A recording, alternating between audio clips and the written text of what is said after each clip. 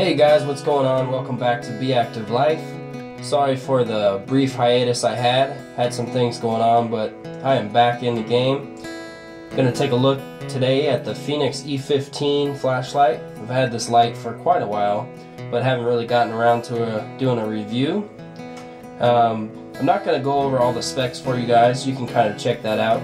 You guys know how to do that, but I just wanted to share my likes and dislikes about this light. Now, this is a CR123A battery flashlight, very similar to the Mini 123 from 4.7s. It's actually quite similar in size also, as you can see there. But the price range on the Fenix E15 is quite a bit cheaper. You can pick that flashlight up for around $29.99, as opposed to the Mini 123, which is more like in the $40 price range.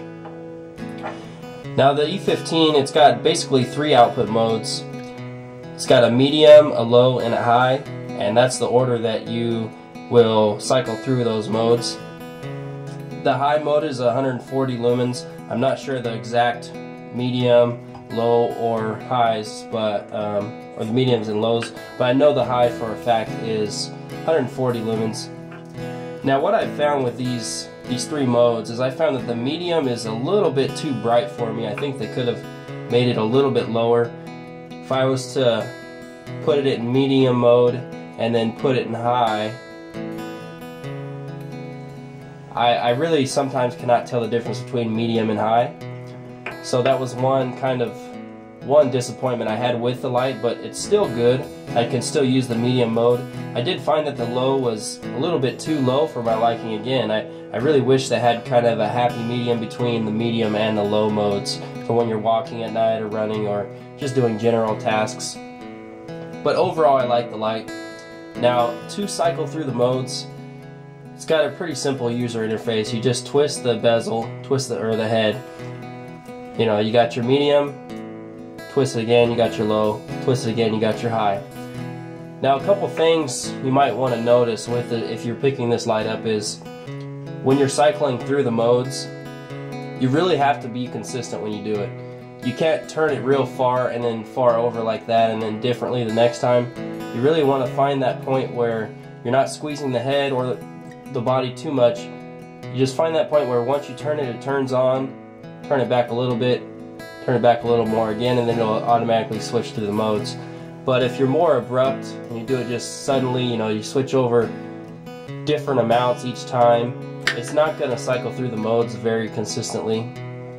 So that's one thing that you want to keep in mind with this flashlight. I don't find the Mini 123 from 4.7s to do that as much, so I think it's a little bit easier to use the Mini 123 in that regard.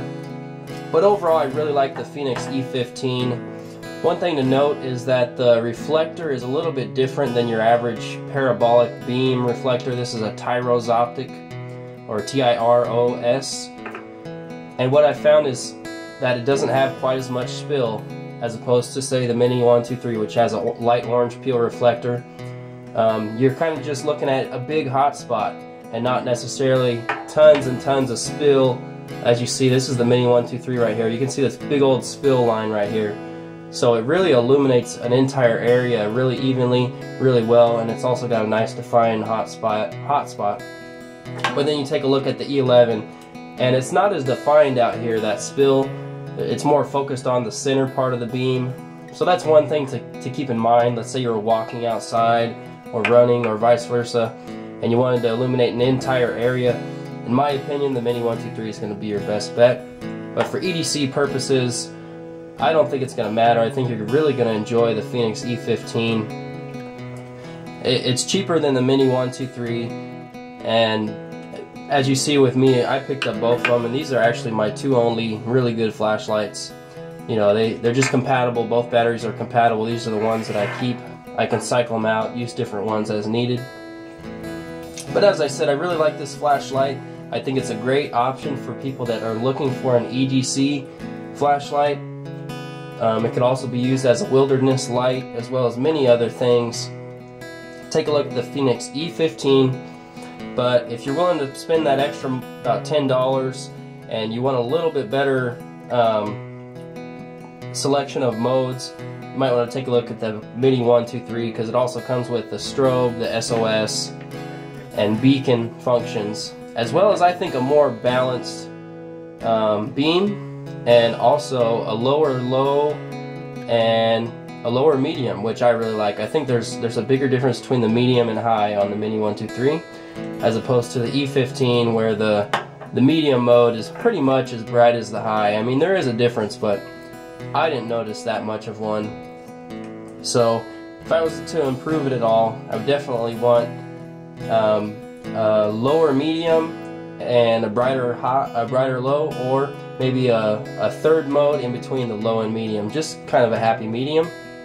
But you can't ask for everything. I think this one's really durable. I've been carrying this one a lot. You can kind of see some nicks on it, but it's held up really well. So anyways guys, that's my review. If you're interested, go ahead and take a look at the Fenix E15 Flashlight. And thanks for watching. I'll see you later.